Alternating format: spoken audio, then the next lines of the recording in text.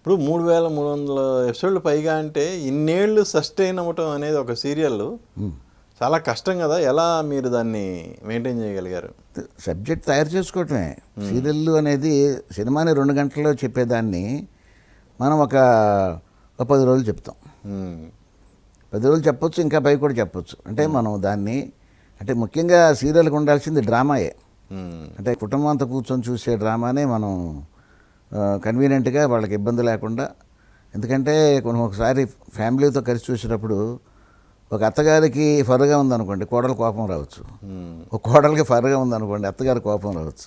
So ఇద్దరిని ఎవరిని మనసు బాధ పెట్టకుండా మళ్ళీ ఆ సీరియల్ 2వ రోజు కూడా చూసేటట్టుగా తీయాలి. అలా కొన్ని రకాలు. తర్వాత ఏంటంటే బోర్ కొట్టకుండా మంచి డైలాగు, మంచి స్క్రీన్ ప్లే, మంచి ఆర్టిస్టులు వీళ్ళందరూ ఉంటే ఖచ్చితంగా ఎంత దూరమైనా వెళ్తుంది. ప్లస్ ఒక్కొక్కసారి ఏంటంటే మేము కథని ఒకే కథ 6.5 సంవత్సరాలు తీస్తాం మేము.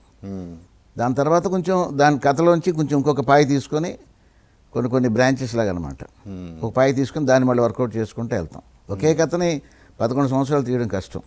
దాంట్లో మళ్ళీ ఉపనదుల్లాగా ఉపకథలు ఉంటాయి. అదే ఉపకథల్ని బాగా జనానికి పట్టుకునే రేంజర్లో పట్టుకుంటాం. ఏంటి అసలు మీ మనసు మమతలో అంతగా ఆడియన్స్ని ఆకట్టుకున్న అంశం ఏంటి? ఏదండి ఒక రక్త సంబంధాలు అనేది చాలా అవసరం. ఇప్పుడు అక్క చెల్లెల మధ్యలో ఉండే ఆవిడ అక్క చెల్లెలని తెలియకపోవడం, వాళ్ళ మధ్యలో విరోధం, ఆ విరోధంతోనే కొంతవరకు అరే వీళ్ళ అక్క చెల్లెల సంగతి వీళ్ళకి తెలియదే, వీళ్ళు తిట్టుకుంటున్నారే కొట్టుకుంటున్నారే అనే ఒక ఇంట్రెస్ట్ ఒకటి ఉంటుంది. ప్లస్ ప్రతి దాంట్లో నాది ఎక్కువగా ఎమోషన్స్ ఉంటాయి. ఆ ఎమోషనల్గా సీన్లు తయారు చేయడం కానీ, లేకపోతే మంచి ఆర్టిస్టులతో దాన్ని చెప్పించడం కానీ అది ఇంపార్టెంట్ మనకి. అంటే జనం ఆడి రియాక్షన్స్ కూడా చూసుకొని వెళ్తాం మేము కూడా. ఎక్కడైనా లాగుతుందంటే దాన్ని ఎంత పగడ్బందీగా ఇంట్రెస్ట్గా తీయాలి.